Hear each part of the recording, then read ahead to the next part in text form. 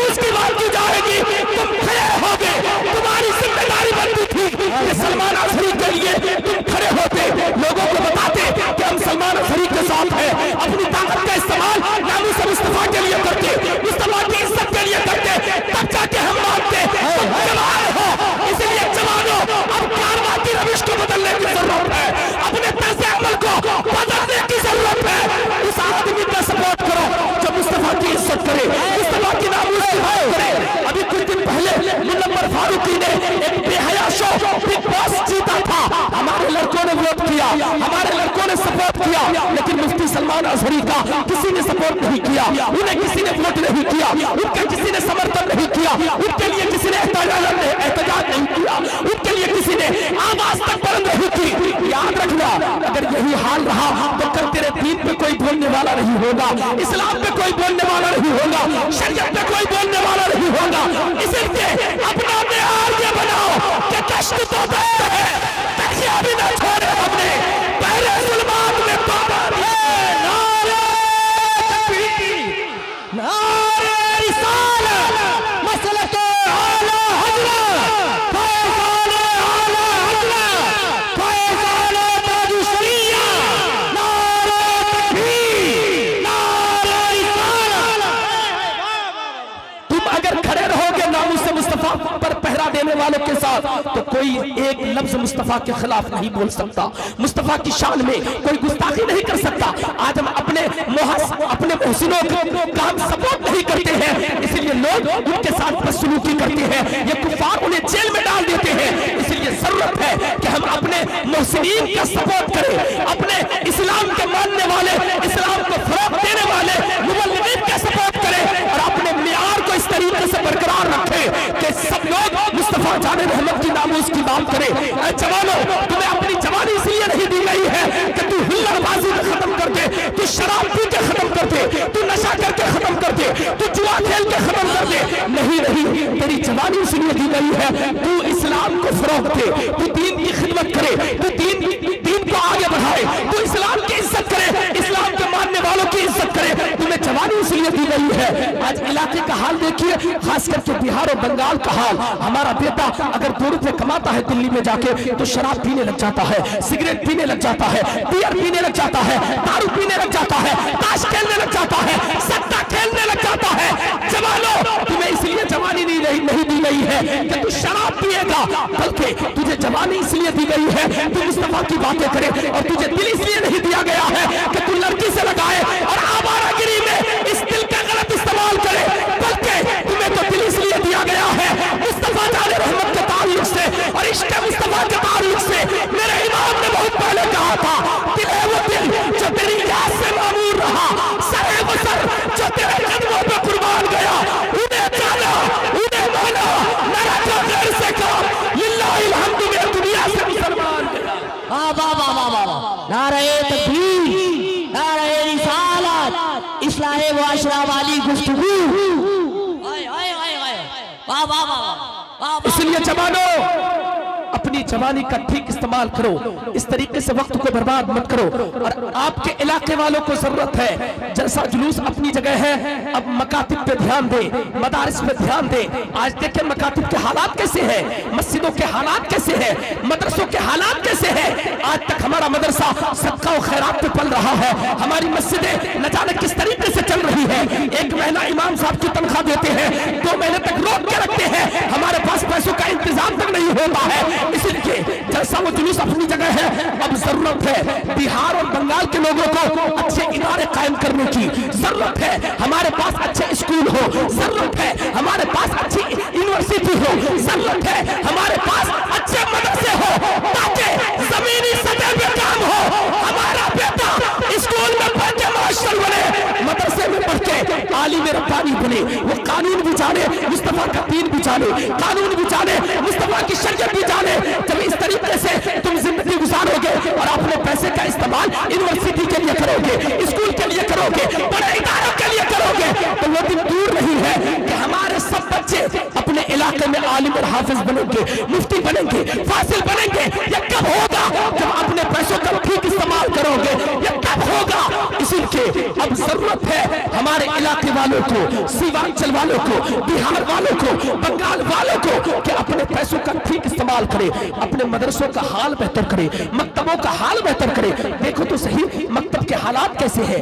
एक स्टाफ है, 8,000 रुपए में हमने एक स्टाफ को रख लिया है, उसे 8,000 रुपए महीना देते हैं। एक स्टाफ कितने बच्चों को पढ़ाएगा? 50 बच्चों को पढ़ा नहीं पाएगा। दिन भर में कितने बच्चों को पढ़ाएगा? लेकिन उनकी जिम्मेदारी में हम 2300 बच्चे दे देते हैं, वो पढ़ाएंगे तो किस किस को पढ़ाएंगे? इसलिए अब जरूरत है कि तुम्हारे मकतबों में ज्यादा से ज्यादा मुदर्रिसीन हो। 25 बच्चे एक मुदर्रिसीन के अंडर में हो, उन्हीं के मातहत हो, 25 बच्चों को एक मुदर्रिस पढ़ा पाएगा। इस तरीके से अपने मकातिब के हालात को बेहतर करो, मदरसों के मियार को बेहतर बनाओ। फिर देखो तुम्हारे जलसे में कोई खतीब आके 1 घंटा गुफ्तगू करेगा, ये बहुत बड़ी बात नहीं है। लेकिन जब तुम्हारे मकतब अच्छे होंगे, तुम्हारे मदरसे अच्छे होंगे, तो 1 घंटा नहीं बल्कि हजारों तकरीर करने वाले पैदा होंगे, हजारों इस्लाह करने वाले तुम्हारे गांव से पैदा होंगे। क्या बात है, आए आए आए। इसलिए जरूरत है अपने मियार को बेहतर करने की, जरूरत है अपने पैसों का ठीक इस्तेमाल करने की। कभी सोचा आपके कितने स्कूल है खुद के, आपके कितने बड़े इदारे हैं खुद के, आपके कितनी कॉलेजेस हैं खुद के, आपकी कितनी यूनिवर्सिटी है खुद के? आपने कभी गौर किया?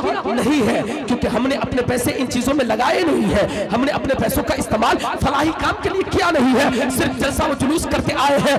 याद रखना, अगर यूं ही जलसा व जुलूस में पैसे बर्बाद करते रहे, मैं ये नहीं कहता जलसा व जुलूस ना करें, करे जलसा व जुलूस, लेकिन अपने पैसों का इस्तेमाल इदारों के लिए लगाए, मकतब के लिए लगाए, मदरसों के लिए लगाए, ताकि आपका समाज इल्मी एतबार से मजबूत हो, इल्मी एतबार से ताकतवर होता हो नजर आए। बहुत बढ़िया, बहुत बढ़िया, जिंदाबाद जिंदाबाद। और मज़ारों के हालात तो और भी बिगड़ गए साहब। मज़ारों के हालात, एक मज़ार हमने बना लिया, अब उस पे आए दिन चादर पे चादर, गुलपोशी पे गुलपोशी, न जाने कौन कौन सी चीजें। मज़ार का मुखालिफ नहीं हूं मैं मज़ार कागर उर्स का मुखालिफ नहीं हूं, लेकिन जो हमारे यहाँ का रवैया है मज़ार के साथ कि मज़ार ही को हमने सब कुछ समझ बैठा है, और हर बार उर्स में लाखों रुपए खर्च करते हैं, और उर्स वालों की तरफ से कोई भी फलाही काम नहीं होता, दीनी काम नहीं होता है।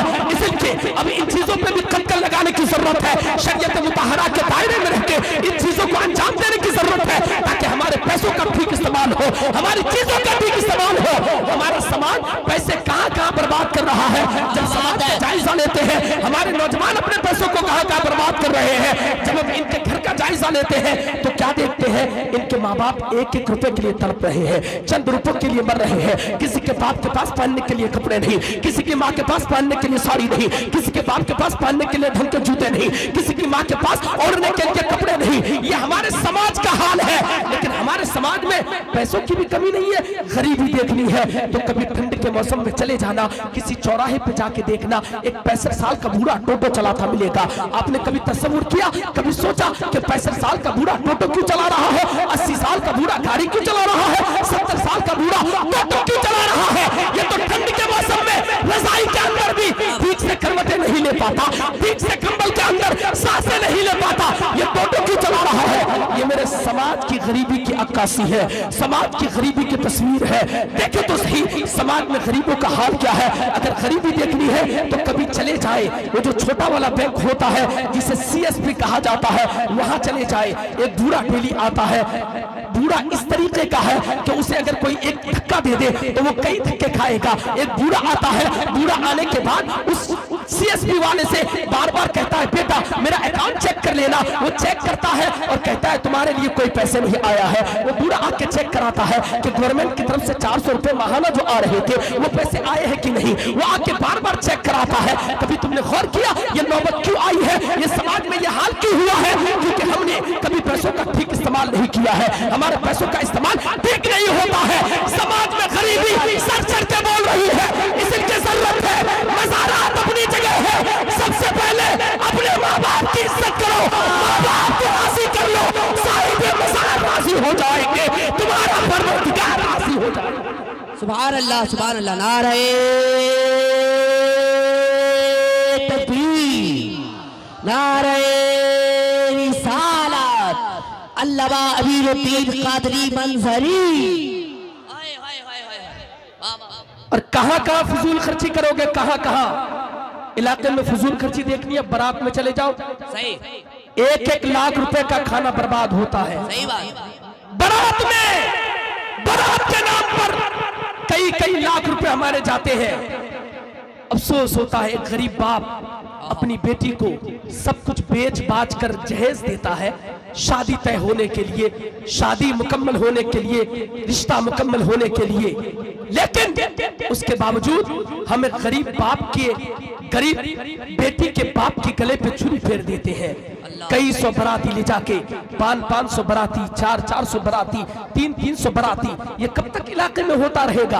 आज आपकी बेटी की शादी है, 300 बराती आएंगे, आपको इंतजाम करने में कितनी दिक्कतें होगी, कितनी परेशानी होगी। एक बाप अपनी पूरी जिंदगी बेटी की शादी के लिए लगा देता है, पूरी जिंदगी बाहर गुजार लेता है बेटी की शादी के लिए, ताकि बेटी की शादी हो जाए, बेटी के जहेज का इंतजाम हो जाए। लेकिन तुम हो, आप लोग बैठे रहो भैया, ये अदब के खिलाफ है, आपको जगह भी नहीं मिलेगी। आप कैसे हो, आप इतने समझदार हो, आप जहाँ बैठे हो स्टेज में तो आएंगे ही, वो स्टेज में तो आएंगे। आप खड़े होने का मतलब क्या है? आप बैठ जाओ भाई, आप बैठ जाओ। अल्लाह आपको जज़ाए खैर अता फरमाए। मैं अर्ज कर रहा था कि कब तक इतने पैसे बारात के नाम पे खत्म होते रहेंगे। एक बाप ने कितनी मेहनत और मशक्कत करके बेटी की शादी का इंतजाम किया, जहेज का इंतजाम किया, खाने पीने का इंतजाम किया, सारा सामान उन्होंने इकट्ठा किया अपनी बेटी की शादी के लिए। फिर भी हम बारात में 400-500 बराती ले जाके एक गरीब बाप के गले पे छुरी फेरते हैं, उनका जीना दोबर कर देते हैं। आप क्या चाहते हैं कि एक गरीब बाप बेटी की विलादत के बाद फांसी के फंदे में लटक जाए, फांसी के फंदे में लग जाए जाके? यही आप अगर चाहते हैं तो वो दिन दूर नहीं है कि कल तक लोग, ऐसा दिन आएगा कि कल तक लोग जिसके घर में बेटियां पैदा होगी उसका बाप अपने गले में फांसी का फंदा लटका लेगा, क्योंकि उनके पास पैसे नहीं होते हैं बेटी के रिश्ते के लिए, बेटी की शादी के लिए। अब उनके पास मरने के अलावा कोई चारा नहीं है। इसलिए इलाके वालों को जरूरत है कि शादी के खर्च को कम किया जाए, बारात का सिस्टम खत्म किया जाए, जहेज का मामला खत्म किया जाए। अब आसानी के साथ शादियां हो, मुकम्मल सिंपल तरीके से शादियों का एहतमाम किया जाए। जिस तरीके से फातिमा की शादी हुई थी, मुस्तफा जान रहमत की शादी हुई थी, हजरत आयशा की शादी हुई थी, उस तरीके से शादी का एहतमाम किया जाए और मस्जिद में बैठ के शादी किया जाए, निकाह किया जाए। जब इस तरीके से निकाह किया जाएगा, ये समाज सुधरता हुआ नजर आएगा और हजारों गरीब की बेटियों की जिंदगी संवरती हुई नजर आएगी, हजारों बेटियों का मुस्तकबिल बेहतर होगा। क्या बात है, सुभान अल्लाह, सुभान अल्लाह। बड़ी अच्छी तकरीर हो रही है, जिंदाबाद जिंदाबाद। हाँ, बहुत अच्छा, बहुत अच्छा, बहुत अच्छा। हाय हाय हाय हाय हाय हाय हाय हाय, नारे तकबीर। अरे इधर देखो, नारे रिसालत, मसलके आला हजरत, मसलके आला हजरत अल्लामा अमीरुद्दीन कादरी बंसरी, नारे तकबीर, नारे रिसालत। क्या बात है, जिंदाबाद जिंदाबाद। आने दीजिए उनको, आने दीजिए, आने दीजिए।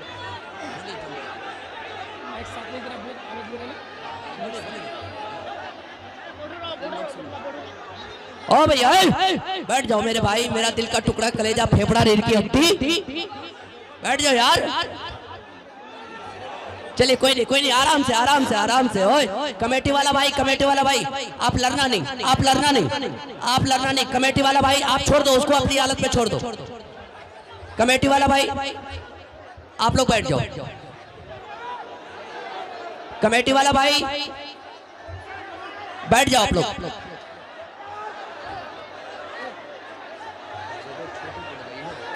ये देखिए इंटरनेशनल सनाखा ने मुस्तफ़ा हजरत शब्बीर बरकाती साहब क़िबला मिंबर रसूल पे जलवागर है। चंद बातें मेरी और सुन लीजिए, बस मैं अपनी गुफ्तगू को इख्तिताम की ओर लेके जा रहा हूँ। मैं अर्ज ये कर रहा था कि हमारे इलाके में जो शादियों का माहौल है। ओ भैया बैठ जाओ, क्योंकि तकरीर बड़ी अच्छी हो रही है। इस वक्त जो तकरीर होनी चाहिए जलसों में वो तकरीर हो रही है, जलसों में जो तकरीर होनी चाहिए वो तकरीर हो रही है। नहीं कोई बात नहीं, ठीक है, कोई बात नहीं है हजरत। ओ भैया बैठ जाओ, आराम से बैठ जाओ। इस वक्त शादी के ताल्लुक से जो तकरीर आपको सुनना है हजरत शफील रज़ा बरकाती साहब क़िबला तशरीफ ला चुके हैं। आप इत्मीनान सुकून के साथ बैठे, वरना क्या लेके जाएंगे यहाँ से क्या लेके जाएंगे। तो इसलिए मेरी गुजारिश है कि जगह हो तो बैठिए, नहीं तो आप जैसा चाहे खड़े रहिए। कमेटी वाला भाई आपसे गुजारिश है, आप मोहब्बत के साथ पेश आए। मैं अर्ज कर रहा था कि शादियों का जो हाल है हमारे इलाके में, उन शादियों पर पाबंदी लगाने की जरूरत है। जो हालात है उस तरीके से शादियां ना हो, बल्कि सुन्नत तरीके से शादियां हो। मैं अर्ज कर रहा था कि बारात का सिस्टम आखिर क्यों खत्म नहीं होगा। आप चाहेंगे तो खत्म हो सकता है। अब बारात का सिस्टम नहीं, बल्कि 10-15 लोगों को ले जाके शादी करके आए। जब बारात का सिस्टम खत्म होगा, जहेज का मामला खत्म होगा, डिमांड का मामला खत्म होगा, फिर बेटियों को कोई बोझ नहीं, खुदा की रहमत समझ के पालेगा, खुदा की रहमत समझ के शादी दिलाएगा। नारे तकबीर, नारे रिसालत, मसलके आला हज़रत अल्लामा अमीरुद्दीन साहब क़िबला, नारे तकबीर। वाह वाह वाह वाह। और जुल्म तो ये है, जुल्म वाला है जुल्म, कि शादी के बाद हम 12-15 लोगों को लेके चौथाई खाने के लिए आ गए।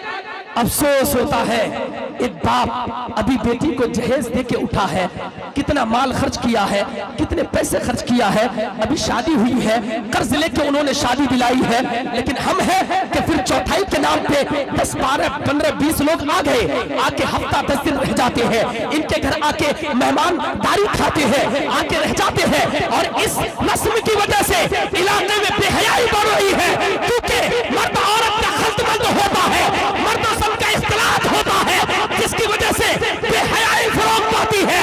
इन रसूमात को सिरे से खत्म करने की जरूरत है, शादियों को सेफ करने की जरूरत है। जिस तरीके से मुस्तफा ने शादी की थी, हजरत आयशा की शादी हुई थी, फातिमा की शादी हुई थी, अली की शादी हुई थी, जब इस तरीके से मस्जिद में बैठ के शादियां होगी, हजारों गरीब की बेटियां तुम्हें दुआ देती हुई नजर आएगी, हजारों गरीबों का मुकद्दर संवरता हुआ। इसलिए जरूरत है। अरे वाह। और सुने, हल्दी के नाम पे जो बेहयाई फरोग पा रही है, हल्दी के नाम पे उलमाए किराम, आपके इलाके के जुमला उलमाए किराम, ये कदावर उलमाए किराम, जिम्मेदार उलमाए किराम तशरीफ रखते हैं। और मैं जानता हूं ये गांव हजरत अल्लामा मुफ्ती अलाउद्दीन साहब क़िबला और मुफ्ती अय्यूब आलम साहब क़िबला का है। ये बड़े बड़े उलमा, हमारे सर के ताज, ये उनका गांव है। यहाँ पे अगर इस तरीके से हुल्लड़बाजी करके आप जलसा सुनेंगे तो लोग क्या तासुर लेके जाएंगे। अफसोस होता है, तुम्हें अब यहाँ भीड़ की जरूरत नहीं है, अब मस्जिदों में भीड़ की जरूरत है, अब मदरसों में भीड़ की जरूरत है। तुमने मस्जिद को छोड़ा, तुम्हारे हाथ से मस्जिदें चली गई, उधर बाबरी मस्जिद चली गई, क्या वहाँ पे मस्जिद चली जा रही है, वहाँ पे पूजा की इजाजत दे दी गई है, न जाने कौन कौन की मस्जिद में कुफारों की नजर टिकी हुई है। अगर तुमने यही किया, सत्य को आबाद किया और मस्जिदों को वीरान किया, कल ऐसा ना हो तेरे मोहल्ले की मस्जिद चली जाए, तुझे आसान पे पाबंदी लगा दी जाए, लाउड स्पीकर पे पाबंदी लगा दी जाए, सलात और सलात पे पाबंदी लगा दी जाए। इसलिए जरूरत है कि मस्जिदों को आबाद करो। अब तुम्हें जैसे भी नहीं, बल्कि फजर की नमाज में इतनी भीड़ और इतनी तादाद की जरूरत है।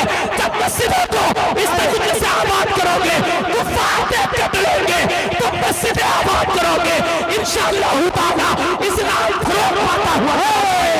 इस्लाम खड़े हो जाए, सारे लोग खड़े हो जाए, खड़े हो जाए भाईजान, खड़े हो जाए। नारे तकबीर, नारे रिसालत, खड़े हो जाए, सारे लोग खड़े हो जाए ताकि सब लोग एक बार बैठ जाएंगे। खड़े हो जाए। नारे रिसालत, मसलके आला हज़रत, फैज़ाने आला हज़रत, फैज़ाने ताज शरीया, नारे तकबीर। अब सारे लोग एक साथ बैठ जाए, सब लोग बैठ जाए अपनी जगह। भाईजान जहाँ जिसको जगह मिली बैठ जाए, बैठ जाए, बैठ जाए, सब लोग बैठ जाए, बैठ जाए। साहिबो, मैं आपके मुस्तकबिल की मुस्तकबिल की बातें कर रहा हूँ।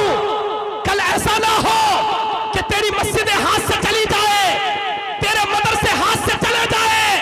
इसलिए जरूरत है कि मस्जिदों को आबाद करो, मदरसों को आबाद करो, ताकि कोई बातिल ताकत तेरी मस्जिद की तरफ नजरें ना उठा पाए, कोई गैर तेरे मदरसे की तरफ